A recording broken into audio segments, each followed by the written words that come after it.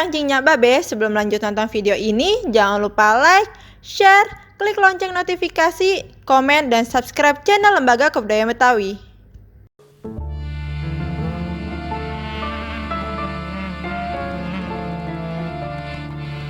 Bila ingin melihat ikan di dalam kolam,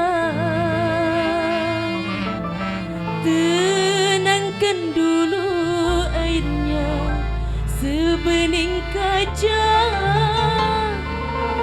Bila mata tertuju pada gadis pendiam,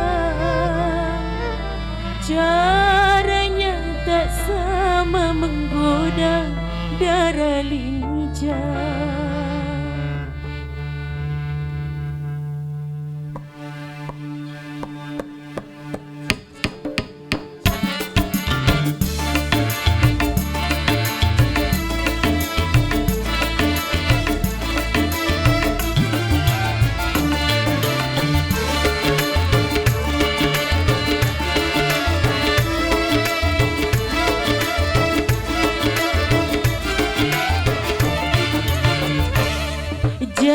Jangan dulu, janganlah diganggu, biarkan saja dia duduk dengan tenang.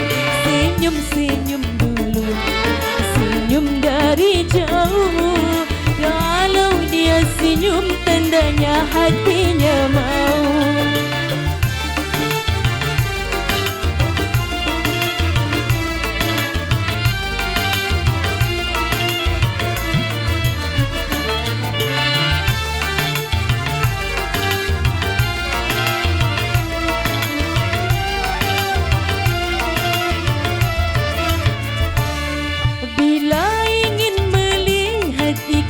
Di dalam kolam, tenangkan dulu airnya sebening kaca.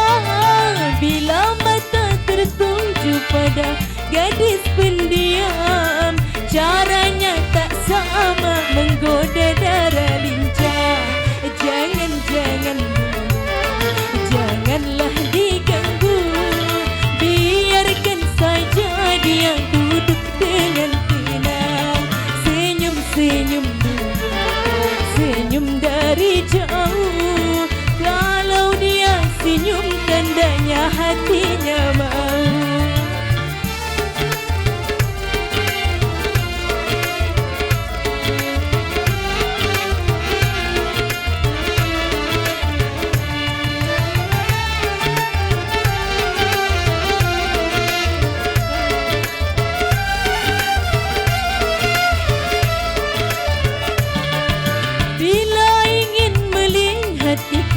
Di dalam kolam, tenangkan dulu airnya sebening kaca. Bila mata tertuju pada gadis pendiam, caranya tak sama menggoda darah lincah.